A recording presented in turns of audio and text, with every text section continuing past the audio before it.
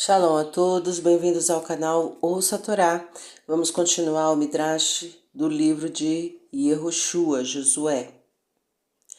Uma mudança na ordem de viajar. Na manhã do dia 9 de Nissan, um dia antes da travessia do Jordão, Yehoshua levantou-se muito cedo. Na verdade, era apenas uma viagem curta a Shittim, onde Bnei Israel estavam acampados, até o Jordão. Ainda assim, Yehoshua levantou-se cedo a fim de cumprir a mitzvah de Hashem de conquistar Eretz Israel o mais rápido possível. Bnei Israel fizeram o mesmo e também se levantaram cedo. Eles viajaram até a margem do Jordão. Hashem ordenou que acampassem lá durante a noite. Eles deveriam atravessar o rio no dia seguinte em plena luz do dia. Yehoshua informou ao povo: preparem-se, porque amanhã Hashem realizará muitos milagres para vocês. No dia 10 de Nissan, pela manhã, Yehoshua transmitiu uma mensagem importante aos policiais judeus para que eles a levassem aos judeus. Atenção todos, haverá uma mudança em nosso modo de viajar. Enquanto Moshe estava vivo, a nuvem da glória liderava o caminho e vocês a seguiam. A partir de agora, Hashem ordenou que o Aron deve viajar na frente e vocês devem seguir o Aron. Por que Hashem fez essa mudança? Enquanto Bnei Israel viajava fora de Eretz Israel, numa terra impura, o Aron e a Shekhinah ficavam no meio de Bnei Israel. Mas agora que os judeus chegaram em Eretz Israel, a Shekhinah de Hashem se mudou para a frente, para mostrar que ele é o mestre do mundo, conforme Maashá Sotá 34a. Não andem muito perto do sagrado Aron. Isso seria desrespeitoso com a honra de Hashem. Nem vocês devem caminhar muito longe dele. O final do acampamento deve sempre ficar dentro de 2.000 amot, 960 metros do Aron. Por que o acampamento não foi autorizado a se estender por mais de 2.000 amot distantes do Aron? Nossos sábios decretaram que no Shabat, um judeu não pode andar por uma distância maior que 2.000 amot, fora da cidade. Durante as orações, os judeus geralmente se aproximavam do Aron. Se o acampamento se estendesse por mais de 2.000 amot, isso seria um problema no Shabat, se os judeus quisessem se aproximar do Aron. Yehoshua também informou aos Koanim sobre outra mudança. Até agora, 4 Leviim costumavam carregar o Aron. Quando cruzarmos o Jordão, 4 Koanim irão levá-lo, porque os Koanim são mais sagrados. O milagre de um pequeno espaço conter uma grande multidão. Yehoshua reuniu as pessoas na frente do Aron para falar com elas. De repente, cada judeu sentiu que ele estava de pé entre as 2 barras do Aron. Como poderia ser isso? Naturalmente, era fisicamente impossível que 600.000 judeus coubessem num pequeno espaço entre as 2 barras do Aron. Hashem fez um milagre. Os corpos de Bnei Israel não ocuparam espaço algum, de modo que todos se encaixaram naquele pequeno espaço. Você se lembra de quando um milagre semelhante aconteceu na época de Moshe? A Torá nos diz em Parashá Hukat que Moshe reuniu todo o povo na frente da rocha para a qual ele foi ordenado a falar. Milagrosamente, todas as pessoas se encaixaram na área em frente à rocha. Hashem realizou muitos milagres para Yehoshua que eram semelhantes aos que ele havia feito para Moshe. Isso provou aos judeus que ele estava com Yehoshua para ajudá-lo, assim como ele esteve com Moshe. Yehoshua exclamou: este milagre mostra que o Deus vivo está em seu meio, e quando vocês cruzarem o Jordão, outro milagre acontecerá. O rio Jordão se afastará quando vir o Aron, assim como um escravo abre caminho para seu mestre. Este é um sinal para vocês, queridos judeus. Quando vocês seguirem o Aron e atacarem as nações em Eretz Canaã, eles se afastarão e vocês vencerão facilmente todas as guerras. Ao ouvir isso, Bnei Israel deixaram alegremente suas tendas para começar a travessia do rio. O rio Jordão se divide. 4 Koanim marcharam à frente dos judeus carregando o Aron de Hashem. Eles foram seguidos por várias pessoas que carregavam ainda um segundo Aron, Você sabe o que este Arão continha? Este era a arca que continha os ossos de Yosef, que deveriam ser enterrados em Eretz Israel. Esta arca acompanhou os judeus em todas as suas viagens pelo deserto. O Arão de Yosef foi dada uma honra especial. Ao Arão de Yosef foi dada uma honra especial. Ele sempre viajou ao lado do Arão de Hashem. Yosef ganhou esta honra porque ele foi um grande tzadik. Agora seu mérito também ajudaria a partir o Jordão, pois um grande milagre só poderia ocorrer com a ajuda de méritos como os dele. Os dois Aronot foram reunidos pelo resto do povo. Quando os Coanim chegaram à beira do rio Jordão, viram que as águas estavam tão altas que inundavam suas margens. Os Coanim marcharam direto para a água, mas no minuto em que seus pés a tocaram, um incrível milagre aconteceu. As águas do Jordão se dividiram. A água que descia do alto formava uma parede na frente do Arão. Agora havia um caminho largo e seco, uma vez que a água ali havia desaparecido. Milagrosamente, não havia poças nem áreas lamacentas. A muralha de água crescia em altura, porque mais e mais a água fluía de cima, mas nada escorria sobre as margens do Jordão. Sequer inundou as aldeias localizadas nas proximidades. Alguns de nossos sábios ensinam que a muralha cresceu a uma altura de mais de 300.288 quilômetros. Não só Bnei Israel viram isso. Todos os reis de Eretz Canaã testemunharam esse milagre. Naturalmente, isso deveria ter feito com que eles fizessem teshuvá, mas eles, teimosamente, continuaram em seus maus caminhos. Os Coanim, que carregavam o Arão, não atravessaram o leito do rio. Eles apenas permaneceram no mesmo lugar depois que entraram no Jordão perto da margem leste. Eles permitiram que todos os Bnei Israel cruzassem o rio primeiro. Dessa forma, os judeus se sentiram seguros, pois sabiam que enquanto os Coanim estivessem no rio, a parede de água não desmoronaria e os afogaria. Enquanto Bnei Israel estava atravessando, Yehoshua anunciou: quando vocês entrarem em Eretz Canaã, vocês devem expulsar todas as nações de lá. Esta é a ordem de Hashem. Se vocês não estiverem dispostos a obedecer, a parede de água descerá sobre vocês agora e os enterrarão vivos. Já que era assustador ficar perto de uma gigantesca muralha de água, você pode ter certeza de que todos os Bnei Israel decidiram seriamente em seus corações obedecer a Hashem. No Kiryat Yam-Suf também, Hashem não iniciou o milagre enquanto os judeus não entraram na água. Este foi mais um teste para sua emuná. Bnei Israel também foram acompanhados pelos Erevirav e os outros Gerim que se juntaram aos judeus no tempo de Moshe. Isso nos lembra de uma história semelhante contada na Guemará.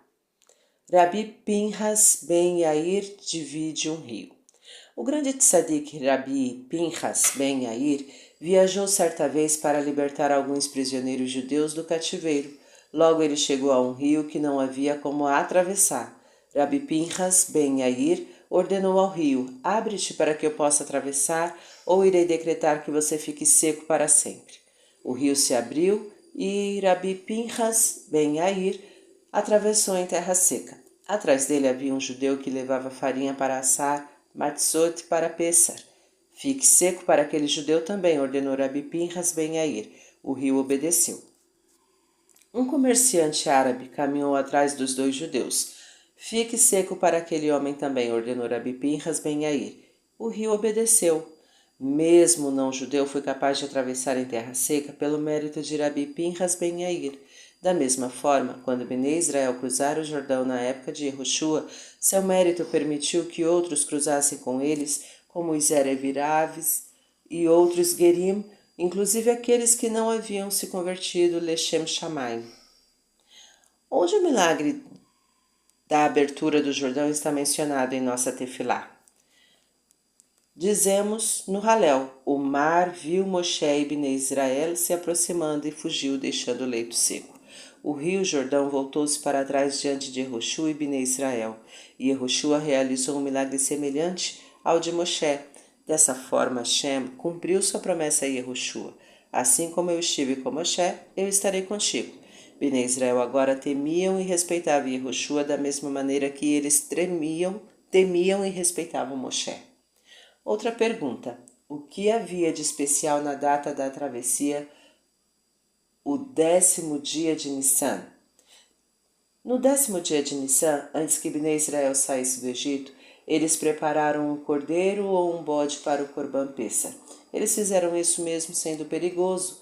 Eles sabiam que os egípcios ficariam muito zangados vendo seus deuses sendo preparados para o sacrifício. Agora Hashem pagou aos Bnei Israel por seu Messirut Nefesh, auto-sacrifício. Exatamente no 10º dia da Nissan, 40 anos depois, ele dividiu o Jordão para eles. Os 2 conjuntos de 12 pedras. Antes de Bnei Israel começarem a cruzar o Jordão, Hashem ordenara a Yehoshua que escolhesse 12 homens, um de cada chevette. Depois que todos os Bnei Israel cruzaram o rio e os Coanim ainda estavam no leito do rio com o Aron, Hashem disse a Yehoshua: chame de volta os 2 homens que você escolheu. Cada homem deve levantar uma grande pedra do leito do rio. Yehoshua fez como lhe foi dito. Ele também acrescentou outra instrução. Você deve carregar essas pedras sobre os ombros até chegarmos ao local onde acamparemos hoje à noite. Vamos colocá-las lá para lembrar às futuras gerações o milagre da abertura do Jordão. Além disso, Yehoshua ajustou outras 12 pedras, uma para cada tribo, no lugar onde Bnei Israel cruzaram o rio. Eles marcaram o local exato onde o milagre ocorreu.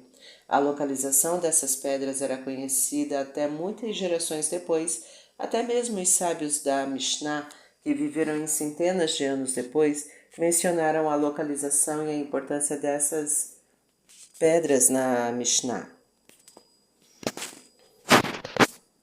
O milagre do Aron carregando os Coanim. Enquanto os 12 homens levantavam o mesmo número de pedras do leito do rio, e enquanto Yehoshua colocava outras 12 pedras, os Coanim que carregavam o Aron ainda permaneciam em pé no leito do rio. Eles estavam perto da margem leste. Depois de todas essas coisas terem sido cumpridas, Yehoshua disse aos Coanim: agora voltem com o Aron para o leste do Jordão. Os Coanim recuaram para a margem. No momento em que saíram do rio, a parede de água desabou inundando o seu leito. Agora os Coanim estavam na margem leste do Jordão, enquanto o resto do Bnei Israel estava em sua margem oeste. O Jordão fluía impetuosamente entre os dois. De repente, outro milagre ocorreu. O Aron ergueu os Coanim no ar e os carregou sobre o rio em direção aos Bnei Israel. O Aron tinha poderes sobrenaturais, como a capacidade de transportar os seus carregadores. Um dia de muitos milagres. O dia em que Bnei Israel cruzaram o Jordão, houve milagres adicionais. Primeiro, 12 homens estavam cada um carregando uma pesada pedra em seus ombros. Mesmo que estas pedras fossem enormes, Hashem milagrosamente deu a todos os homens a força necessária para carregá-las. 2. Nesse mesmo dia, Bnei Israel viajaram até Har Gerizim e Har Eval. Essas montanhas ficavam a 57,6 quilômetros do Jordão. Uma distância enorme para uma nação inteira viajar em um só dia. Hashem encurtou o caminho para os judeus. Ele os ajudou a chegar rapidamente, já que ele havia ordenado no mesmo dia em que vocês cruzarem o Jordão, declarem as bênçãos e maldições sobre Har Gerizim e o Har Eval. 3. Bnei Israel estava viajando em território inimigo. Havia Kenaanim ao redor deles, mas ninguém ousou ferir um único judeu. As mitzvot que Bnei Israel cumpriram naquele dia. Moshe ordenou a Yehoshua exatamente o que Hashem queria que Bnei Israel fizesse no dia em que entrassem em Eretz Israel. Isso foi o que eles fizeram. Eles viajaram para Har Eval, lá escreveram toda a Torá em 70 línguas nas 12 pedras que eles tiraram do rio Jordão. Talvez tenha sido um milagre que tanto texto pudesse caber nas pedras. Então Bnei Israel construíram o Mishbeach com essas pedras e ofereceram um korbanot nelas. Eles comeram uma refeição festiva. Em seguida, declararam as bênçãos e maldições sobre o Har Gerizim e Har Eval. Já que o livro de Yehoshua nos contará sobre isso em um capítulo posterior, nós também o descreveremos mais detalhadamente adiante. Depois, Bnei Israel desmontaram o Misbeach. Eles carregaram as grandes pedras que tinham a Torá escrita de volta para Gilgal. Gilgal estava na fronteira de Eretz Israel, perto do Jordão.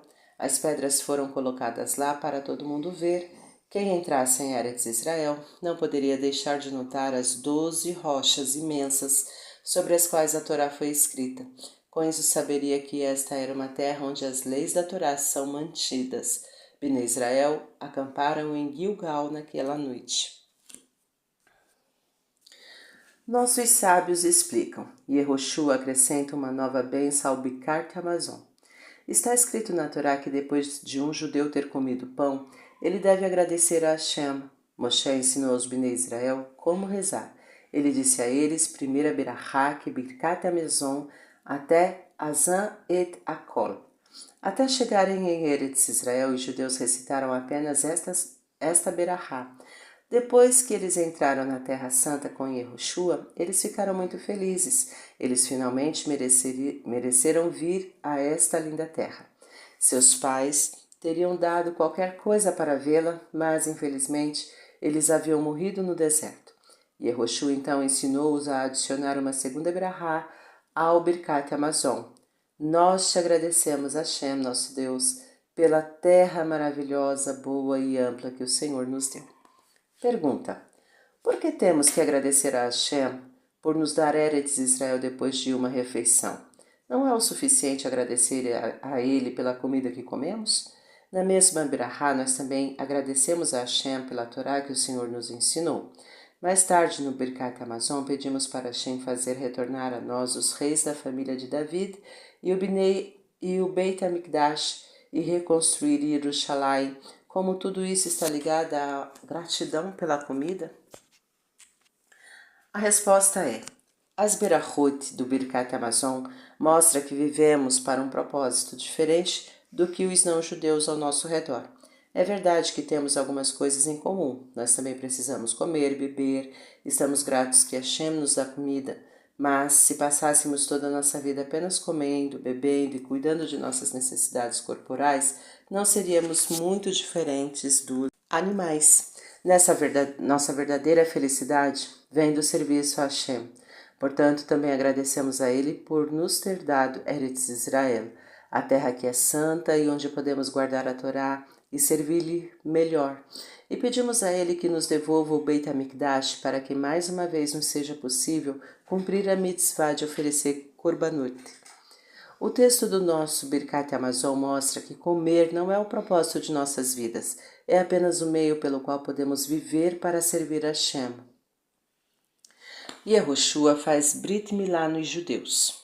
Antes que Bnei Israel saísse do Egito, Moshe fez o Brit Milá em todos eles. Só então eles foram autorizados a comer o Korban Pessah. No primeiro ano no deserto, os judeus fizeram Milá em seus filhos recém-nascidos com a idade de 8 dias. Naquele ano, Bnei Israel acamparam no Har Sinai e construíram Mishkan no deserto. Eles não viajaram para nenhum lugar. A partir do segundo ano no deserto, os judeus não mais realizavam Brit Milá em seus novos bebês. Por quê?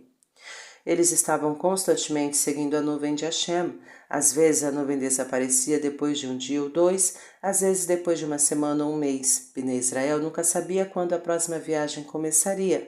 Eles raciocinaram: como poderemos arriscar uma milá em nossos filhos recém-nascidos? Um bebê precisa de um descanso completo depois do Brit Milá. Nunca sabemos quanto tempo ficaremos em um só lugar. Achamos que é perigoso fazer milá. Bnei Israel também estavam preocupados porque o vento norte não soprava no deserto. Este é um vento que ajuda a curar feridas. Sem isso também era arriscado fazer Brit Milá. Apenas os membros da Shevet Levi ignoraram o perigo. Todos os seus filhos fizeram Brit Milá no deserto. Depois do primeiro ano no deserto, Bnei Israel não podia mais oferecer o Korban Pessah. O pai de uma criança que não tenha feito Brit Milá não pode oferecer o Corban Pessah. Agora que Bnei Israel chegaram em Eretz Israel, eles não tinham desculpa para perder a mitzvah de Milá. Hashem disse a Yehoshua: em 3 dias, no 14º dia de Nissan, será o momento de oferecer o Corban Pessah. Você, Yehoshua, e seus ajudantes devem fazer Brit Milá em todos os judeus que ainda não o fizeram. Yehoshua anunciou ao povo: Hashem ordenou que todos vocês devem realizar a mitzvah de Brit Milá. Caso contrário, vocês não poderão oferecer o Corban Pessah. Além disso, Hashem não dará Eretz Canaã em suas mãos, a menos que vocês tenham Brit Milá. Ele já disse a Avraham, Avino, que seus filhos irão conquistar Eretz Israel somente se eles tiverem Brit Milá.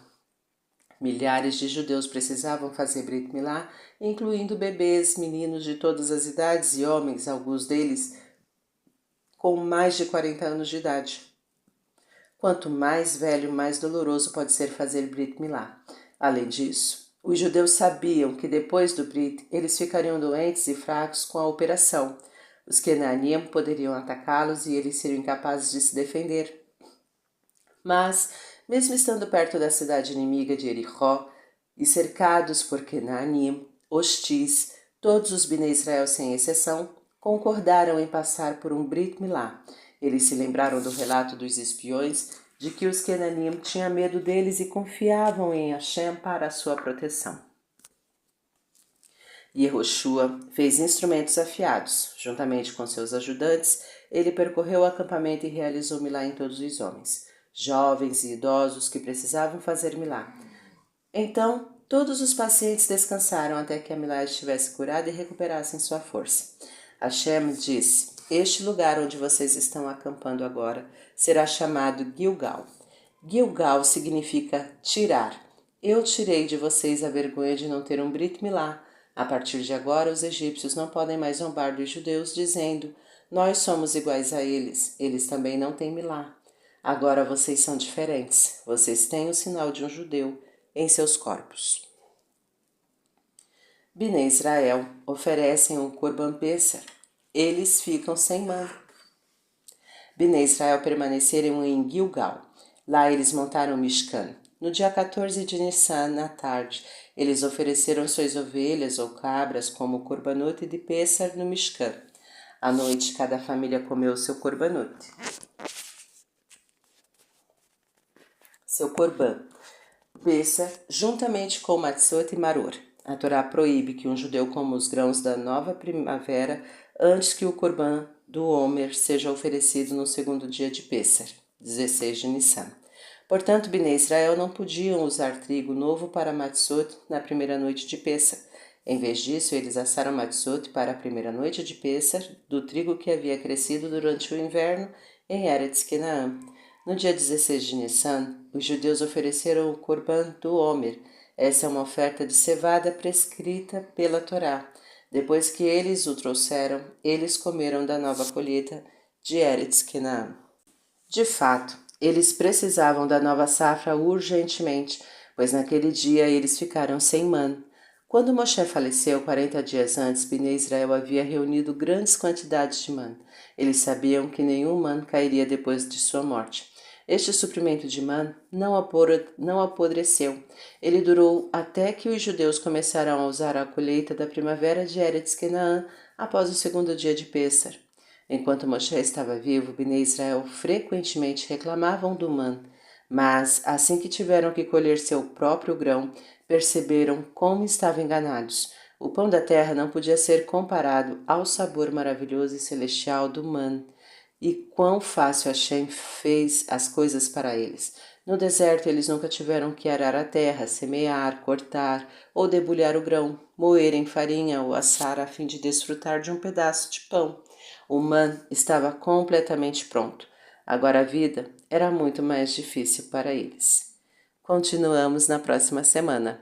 Tá gostando do conteúdo do canal? Então curta, comenta, compartilha. Se ainda não é inscrito, se inscreve, ativa o sininho e fica por dentro das novidades. Shalom a todos!